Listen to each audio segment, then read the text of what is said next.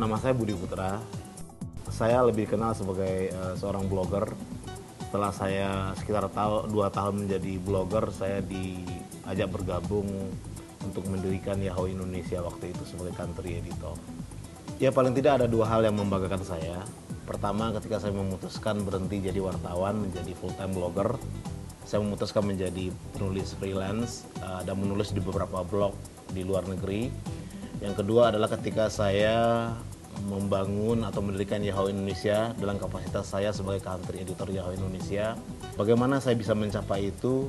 Ya memang kerja keras dan ada keyakinan bahwa kita harus berhasil. Jangan pernah mau berhenti di tengah jalan. Semuanya bisa kita lakukan. Tidak ada yang tidak mungkin kalau kita mau melaksanakannya. Program Do Network itu lebih merupakan ajang bagi para inovator untuk mengubah ide-ide online digital menjadi aksi yang lebih signifikan, yang konkret, sehingga inovasi ini bisa bermanfaat bagi masyarakat luas. Yang kita cari dari peserta ini adalah bagaimana inovasi-inovasi ini bisa mengatasi paling tidak 3 hal ya. Pertama, masalah pendidikan. Bagaimana masalah pendidikan ini bisa menjadi sebuah solusi yang bisa dipakai oleh misalnya masyarakat terpencil.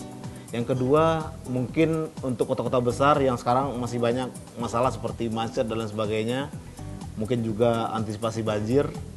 Kalau dijadikan sebuah inovasi yang lebih konkret, mungkin akan menjadi inovasi yang dicari dalam program ini. Yang ketiga, inovasi yang berkaitan dengan produk konsumen. Nah, ini lebih ke bisnis sebetulnya, bagaimana sebuah layanan kalau dibikin dimanfaatkan secara luas dan secara bisnis pun bisa menguntungkan.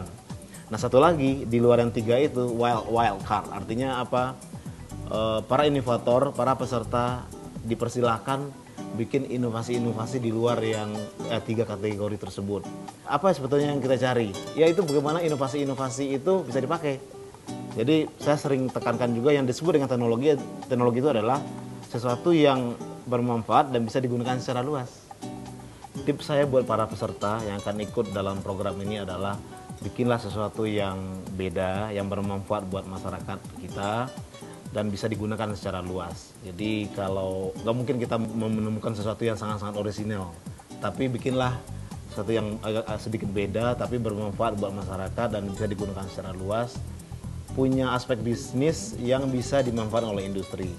Nah, dengan program ini betul-betul difasilitasi. Mereka dibukakan pintu, dikasih mentor juga yang akan mendampingi, memberi saran, memberi penekanan-penekanan, penajaman-penajaman.